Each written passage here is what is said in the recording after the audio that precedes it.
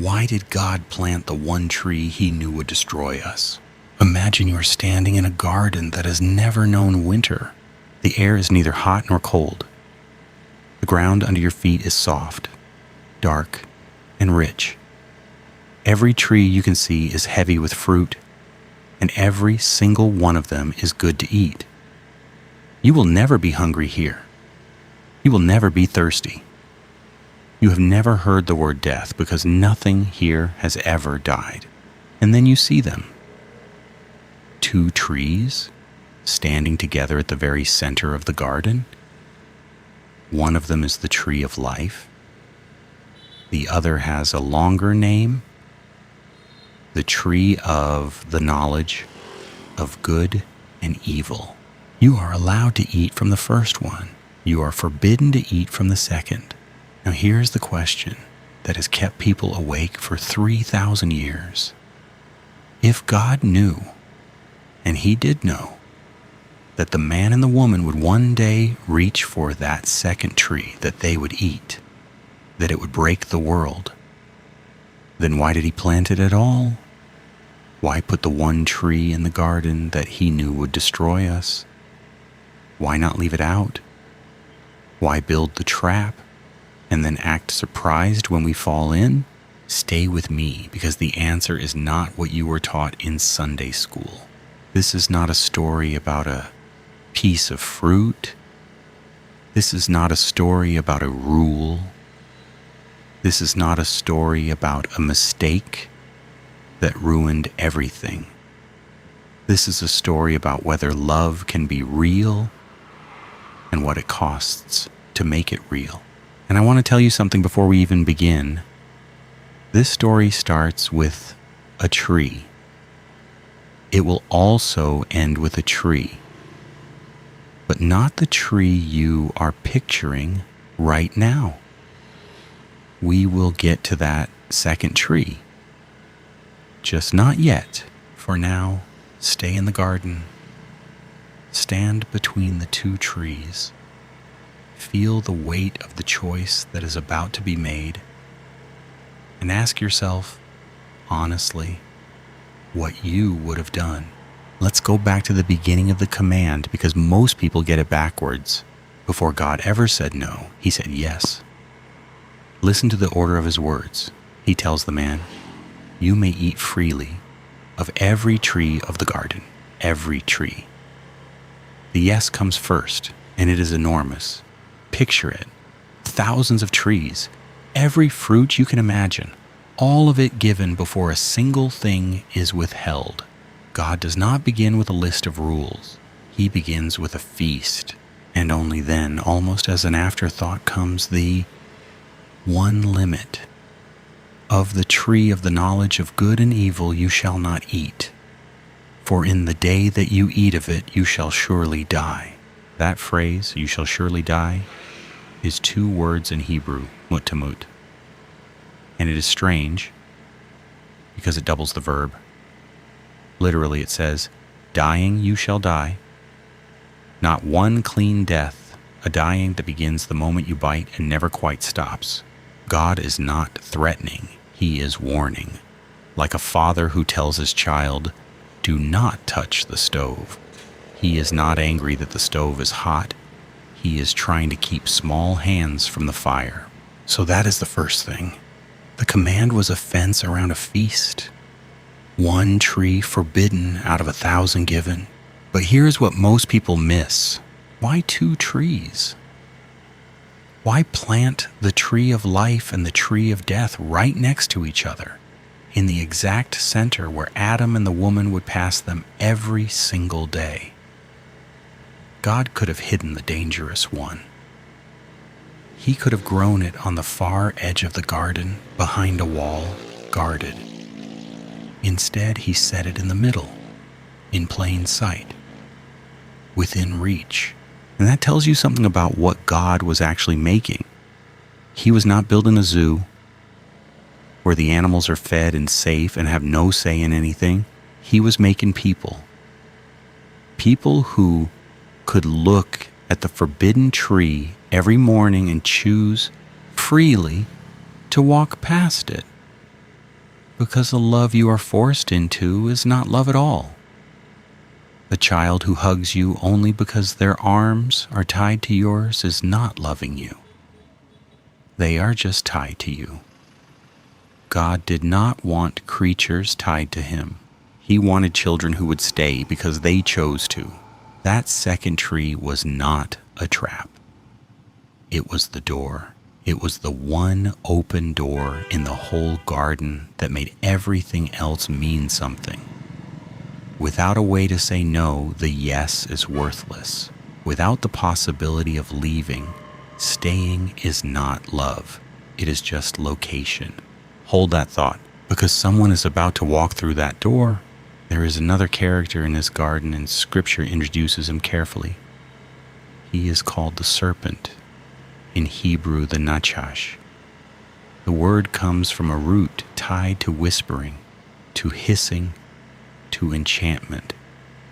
And that detail matters because the serpent does not arrive with an army. He does not break down a gate. He does not force anyone to do anything. He asks a question. Did God really say you must not eat from any tree in the garden? And right there in that one sentence is the oldest trick there is. Notice what he did. God said you may eat from every tree but one. The serpent twists it into, did God really say you can't eat from any of them? He takes a generous God and repaints him as stingy. He takes 1,000 yeses and a single no, and he whispers, sounds like all he ever says is no. This is the first sermon ever preached in human history, and it is a lie about the character of God. The serpent is the first theologian, and he gets God exactly wrong on purpose. He does not tell the woman, disobey God. He is far more clever than that. He just makes her wonder whether God is really as good as he seems. He makes her doubt the heart behind the rule. And once you doubt someone's heart, the rule starts to feel like a cage instead of a kindness. You know this feeling. You have felt it. The moment when a boundary someone set for you out of love suddenly feels like a wall they built to keep you small. That is the whisper. That is the nachash, still hissing 3,000 years later. The woman listens. She looks at the tree again, and this time she sees it differently. Before we follow her hand to the fruit, let me say one quick thing. If this is already making you see the garden differently, the tree not as a trap, but as a question God was asking the human heart, then do me a favor and subscribe. This channel exists to ask the hard questions of Scripture honestly, without the easy answers. And drop a comment telling me, had you ever thought of that second tree as a gift before? Now back to her hand and the fruit, the woman, and warn. And her name will become Eve, the mother of all the living, who looks at the tree, and Scripture tells us exactly what she sees. 3 things. The fruit was good for food, it was pleasing to the eye, and it was desirable to make one wise. Notice that nothing she sees is evil. The fruit is good, it is beautiful, it promises wisdom.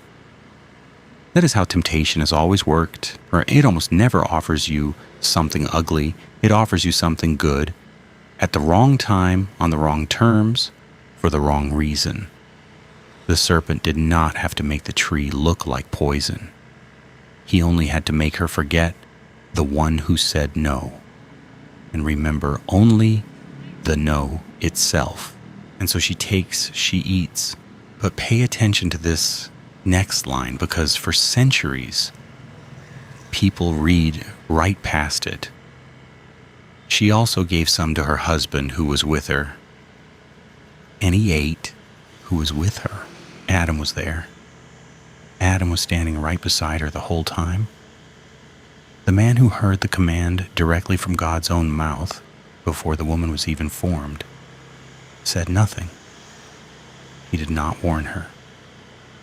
did not step between her and the serpent.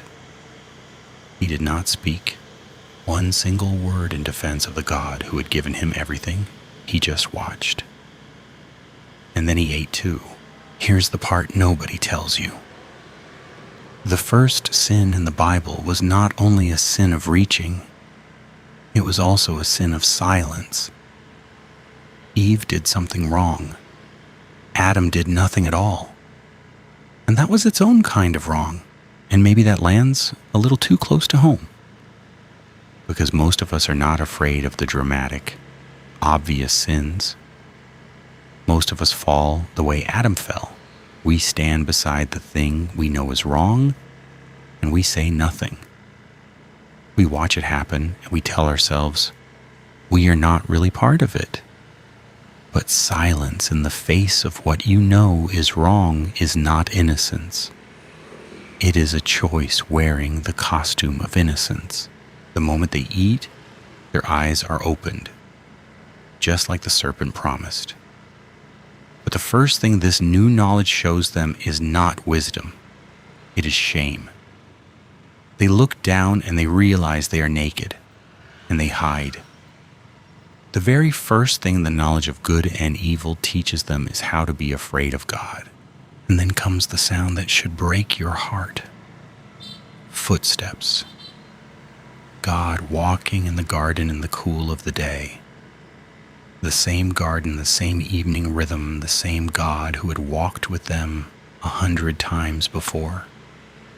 Except this time they run, they crawl behind the trees, and they hold their breath.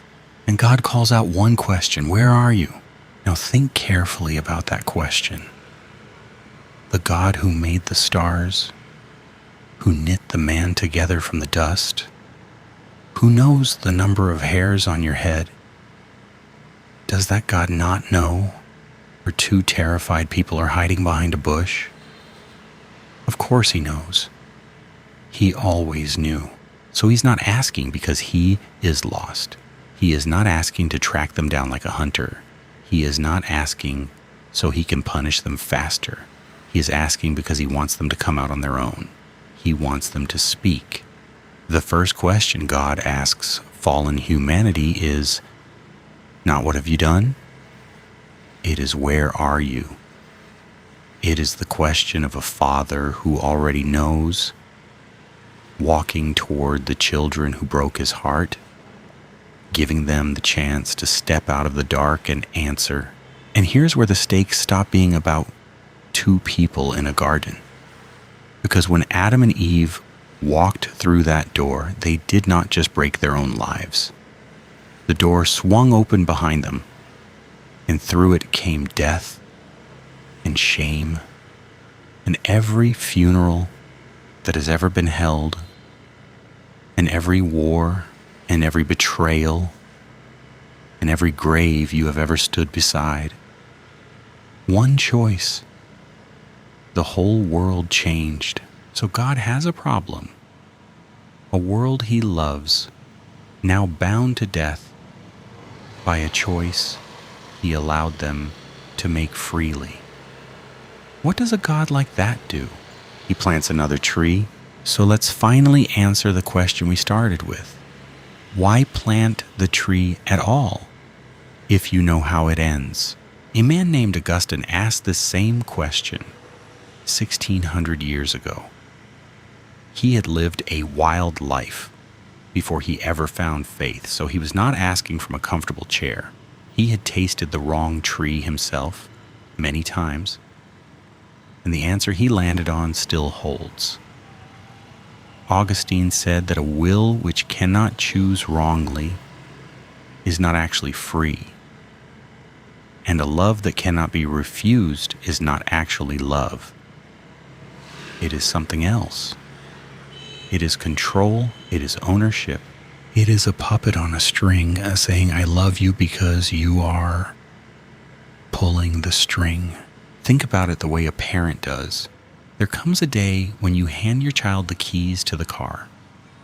You stand in the driveway and you watch them back out into a world full of other cars and bad weather and 1,000 things that could go wrong. You know, you absolutely know they might crash, they might get hurt, they might break your heart, and you let them drive away anyway. Not because you do not care, because you love them too much to keep them locked in the house forever. A love that bolts every door is not love. It is a cage with nice furniture. That is the tree. The tree of the knowledge of good and evil was God handing humanity the keys. It was the open door that made us people instead of puppets. God did not plant a trap. He planted a choice. Because without the real possibility of saying no, our yes to him would have meant nothing at all. But here's the part that should stop you cold. God knew we would crash. He knew before he ever planted the first tree that we would reach for it and eat and die. He counted the cost before he made the garden. And he made it anyway, which means that from the very beginning, God had already decided what he would do about the wreck. Remember the promise I made at the start? That this story begins with a tree and ends with a tree? Here's the second tree. Roll the story forward past the garden, past the flood, past the prophets, past 4,000 years of human beings reaching for the wrong fruit over and over again. And you arrive at a hill outside Jerusalem and a wooden cross. And the Apostle Paul, writing later, reaches for a strange word to describe it. He says, "Cursed is everyone who is hung on a tree." He does not call it a cross. He calls it a tree.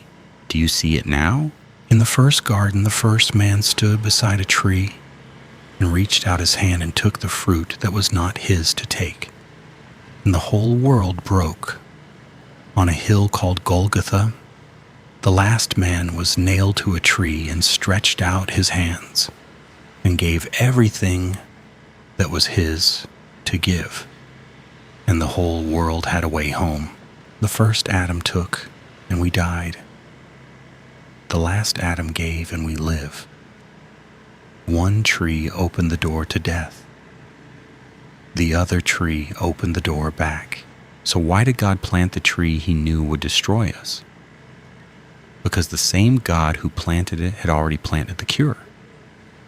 He was never surprised. He was never caught off guard. The cross was not God's emergency plan after Eden failed. The cross was the reason God was willing to risk Eden in the first place. He gave us a tree we could die on, and then he climbed onto one himself so we would not have to. So let me leave you with 3 things to carry out of the garden. First, the tree was never a trap. It was the price of being loved by a God who refused to make robots. Every real relationship you have ever had carried the same risk. The risk that the other person could walk away. That risk is not the flaw in love. It is the proof that love is real. Second, you are not just reading about a choice that happened long ago. You are standing between the same 2 trees right now, today, and so am I. Every single day you wake up free to reach for the wrong fruit or to walk past it. The garden never really closed. The choice is still yours. And third, this is the one I want you to hold on to. God knew exactly how you would choose. He knew the worst of it. He knew the days you would reach for the thing that would hurt you. And he saw it all before he ever made you. And he made you anyway. He planted you in the story anyway. Because he had already decided that he would rather climb a tree and die for you than live in a heaven without you in it. So let me ask you honestly. If you had been standing in that garden on that day between those 2 trees, do you really think you would have chosen differently? Tell me the truth in the comments. If this gave you something to think about, subscribe and stay a while. We have a lot more questions to ask together. The story started with a tree. It ended with a tree.